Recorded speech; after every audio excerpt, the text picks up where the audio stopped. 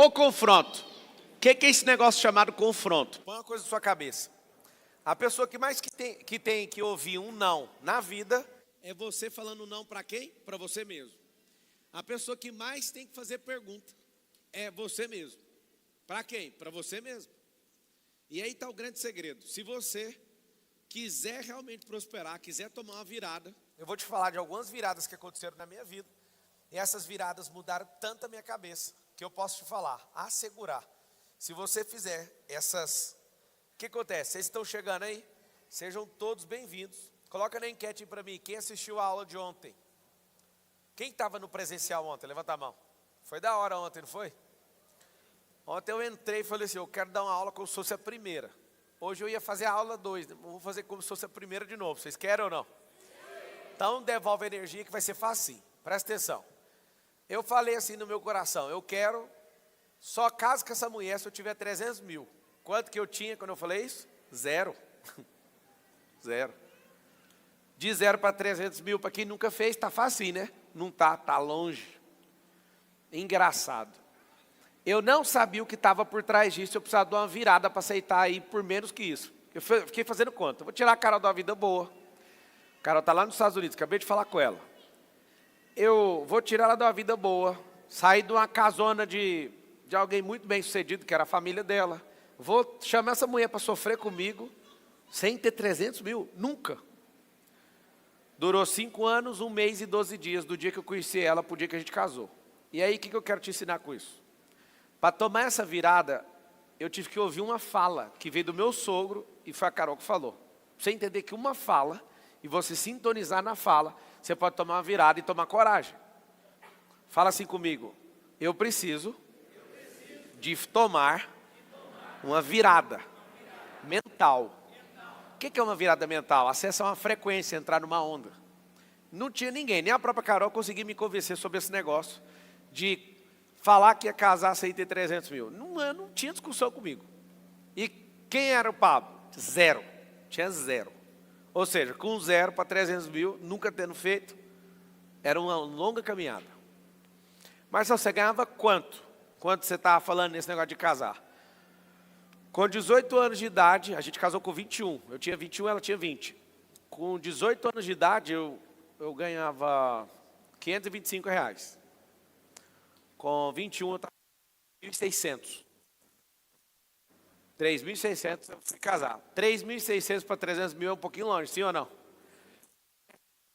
Tudo para não casar. Você imagina, você recebendo o seu salário e tendo que gastar as suas coisas. Nem se eu pegasse os 300 mil, os 3.600, com os descontos tudinho, e levar quanto tempo para fazer 300 mil, gente? Imagina se eu não gastasse nada. Em 1 ano dava 30. Em 10 anos dava 300.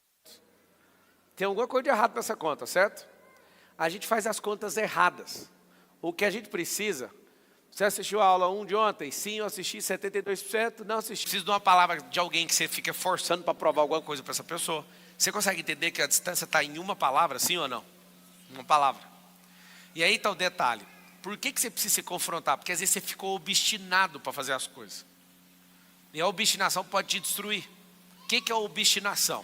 A obstinação é você colocar na sua cabeça que tem que ser daquele jeito. Não precisa daquele jeito. É melhor ser persistente do que ser obstinado. Tem gente que é obstinada e insistente. Não vai conseguir. A pessoa obstinada, ela é intempestiva, ela fica fazendo coisa fora de tempo. Ela é insistente, ela é chata. Agora o persistente, não, ele não consegue ir por aqui, ele dá a volta. Ele vai caçando um buraco. Mas na hora que eu ouvi essa palavra, eu estou te explicando. É como se eu tivesse curado uma obstinação dentro de mim. E hoje, fazendo a conta, com 300 mil de hoje, que diferença faz 300 mil? Zero. Mas nessa época ele levava 1 década para fazer isso. 1 década. Quando aquilo é liberado do meu coração, uma palavra entrou, a minha mente liberou, eu falei, então nós vamos casar. Não tinha 300. Sabe o que aconteceu? O alvo era 300. Tem alguma coisa acontecendo aí, arruma a televisão aí, ela está ficando cinza. 300 mil. Quando a gente foi casar, a gente juntou 10 mil. E casou com 10 mil. Aquilo foi tão forte para mim, porque algumas decisões que você tem que tomar na vida, você fica esperando um gatilho acontecer. E não tem que esperar esse gatilho. Você precisa fazer sem alcançar esse negócio. Por quê? Você precisa de ir amadurecendo, para você pensar diferente, senão você não consegue chegar nesse lugar. A sua mente não vai conseguir avançar se você não chegar nesse lugar. Vocês estão entendendo o que eu estou falando ou não? Tem um negócio que chama bônus do percurso. Fala assim, bônus do percurso. O que é o bônus do percurso? Eu estou fazendo coisas, e essa coisa que eu estou fazendo, ela vai fazer com que eu amadureça e me olhe diferente. Só que o bônus do percurso só vem para quem está no percurso. Eu nunca vi milagre pegar ninguém na cama, tipo assim, milagre da ré. Bônus pegar alguém que está parado. Nunca vi essas coisas serem desse jeito. Elas pegam as pessoas no caminho. E aqui, como o dia hoje é sobre confronto, eu quero que você anote o driver mental. Todo mundo está assistindo, vai escrever assim, ó, confronto versus afronta. O que é confronto? O que é afronta? Confronto gera edificação de alguém. Tem 3 partes numa discussão. Uma pessoa que está falando, seu interlocutor e alguém que está assistindo. Ou alguém que vai ficar sabendo. Então sempre tem 3 pessoas numa discussão. Às vezes não tem discussão sozinho, isso não existe. Se eu estou discutindo com a pessoa, tá eu e ela. Para ser confronto, eu tenho que crescer com esse debate, ou a pessoa tem que crescer, ou um terceiro tem que ser edificado. Então fala com a boquinha assim, ó, confronto. Se tiver preguiça, eu entrego menos, lembra sempre disso. Tem a ver com relação de energia. Se a energiazinha for ruim, eu vou entregar um trem ruim. Fica tranquilo, que o meu nível de qualidade depende de quem está ouvindo. Então, sem preguiça. Fala assim, ó, confronto, gera edificação. O que significa isso? Todo confronto, se eu vou confrontar uma pessoa, eu tenho que crescer ou ela, alguém está vendo. Agora tem um negócio que você não pode usar nem com cachorro, afronta. Afronta é aquele negócio que eu uso para diminuir alguém. É aquele negócio que é para realçar a minha insegurança. É aquele negócio que eu uso para aparecer para o outro. Quem cresceu com isso? Ninguém, não use. A afronta gera humilhação, confronto gera crescimento. Em outras palavras, a afronta gera diminuição de relacionamento e o confronto gera aumento de alta eficácia, de relacionamento, de perspectiva de vida. Então o que eu tenho que fazer na vida? Eu preciso confrontar suas ideologias, confrontar suas ideias. Quando eu falo suas, é você confrontando a si mesmo. Tem um negócio que eu não consigo viver, é sem ver alguém que está num nível acima de mim para eu me confrontar. Eu lembro um dia, quando a gente comprou o primeiro avião, eu fui olhar para o preço da onde o avião ficava. Aí eu tomei uma decisão. Eu vou colocar esse avião num lugar mais barato. É uma decisão boa, sim ou não? Nada contra o lugar, porque depois tudo que eu falo, eles fazem um vídeo para me ferrar, né? Eu estou falando um lugar para guardar o avião, para ele dormir, hangar, que é o galpão onde ele fica. Eu não vou falar o nome do lugar, porque depois o povo me enche o saco lá, porque hoje eu tenho outro avião lá, porque eu prefiro, a gente está com 5 aeronaves, eu gosto de deixar cada uma no lugar por causa de estratégia. Precisa sair, eu estou num lugar, tem uma aeronave lá, é melhor para mim. Mas no dia que eu fui tomar a decisão, eu olhei só para o preço. Pensei, eu quero que essa aeronave fique lá no interior de São Paulo, porque é mais barato. O que aconteceu? Era muito mais barato. Eu fui lá a primeira vez para olhar, e aquilo não me confrontava, porque no lugar onde eu estava deixando o avião, meu avião era o melhor avião do galpão, do hangar. Aí eu ficava normal, não tinha sentimento nenhum. Aí um dia eu pousei num lugar chamado Catarina, São Paulo, Catarina, o único terreno aqui em São Paulo que parece Estados Unidos. Quando eu pousei lá, eu já olhei e falei, isso aqui parece Estados Unidos. Só que o preço é completamente diferente. O preço é dos Estados Unidos também. Só que, qual que é o confronto? Eu falei, vou deixar esse avião aqui. Só que eu falei, nossa, mas é caro. O problema é que toda vez que eu estou lá, aí eu falo, tira meu avião. Aí meu avião fica guardado debaixo dos outros. Debaixo. Tem uma aeronave muito maior. Aquilo gera uma coisa que é impagável. Gera confronto. Eu estou me confrontando. Eu pago mais caro para deixar aquele avião lá, para eu ficar olhando aqui tanto de máquina. Sabe o que me aconteceu? De tanto pousar lá e ver o casamento das pessoas chegando de helicóptero e entrar na aeronave, eu fiquei um dia desejando um helicóptero. De quem era o helicóptero? Do dono do aeroporto. O preço é maior, só que o valor também é maior. E aí que está o detalhe, é justo.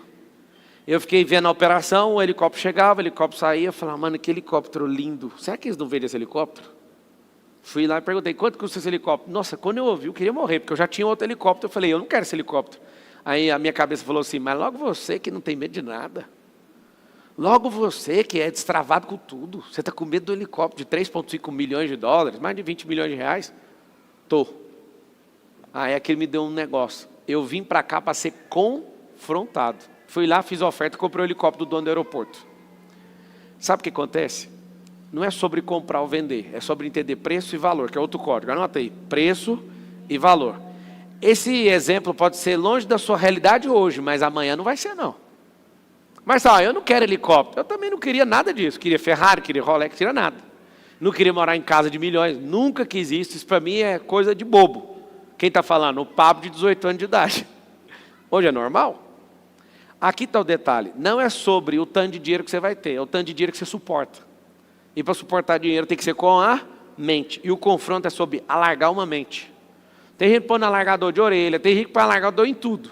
Você tem que colocar um alargador no cérebro. Como é que faz para ter um alargador no cérebro? Com crenças, instalando crenças, testando crenças, validando crenças, ou reprovando as crenças.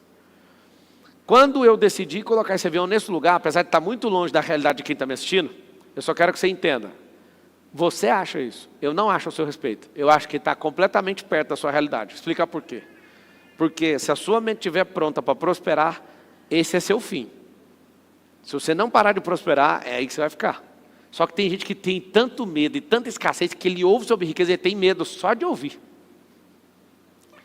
Eu falo, tá vendo esse carro aqui? Aí o cara, que carro? Por exemplo, a McLaren.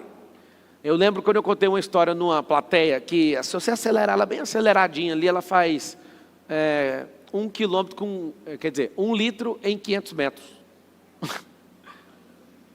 Aí a pessoa pensa com a escassez dela assim, eu que não quero um carro desse, bebe demais. É aí que está o detalhe. O detalhe da pessoa que tem escassez, ela não entende nada do que está acontecendo. E às vezes suas emoções estão desconectadas até agora por causa disso. E na hora que eu te contar o IPVA, aí você olha e fala, não tem como. Deixa eu te explicar uma coisa. Destrava a sua cabeça, porque quando eu fui comprar meu primeiro carro de 60 mil reais, que era um Jetta, a única coisa que meu pai queria me perguntar, em 2011, como é que você vai pagar o imposto desse carro? Aí eu olhei para meu pai, falei, pai, quem tem dinheiro para comprar o carro tem dinheiro para pagar o imposto. Calma. Mas a cabeça do meu velho está numa situação, a minha estava em outra, isso que eu estava rompendo ainda. Você precisa confrontar crenças antigas dos seus pais, valores não confronta não, princípios também não, mas crença tem que confrontar. Fala assim, a partir de hoje, eu vou confrontar crenças antigas. Tá bom, onde que estão essas crenças? Crenças estão em relação ao dinheiro, em relação a relacionamento, em relação à religião. Mas para que você fica mexendo nesse negócio? Se eu te contar, eu estou o dia inteiro no MEDIP, acabei de sair para vir aqui fazer essa segunda aula com vocês. Estou dentro do MEDIP, parei para vir falar com vocês. É o seguinte, estou o dia inteiro saculejando vários cérebros. Centenas de cérebros balançando.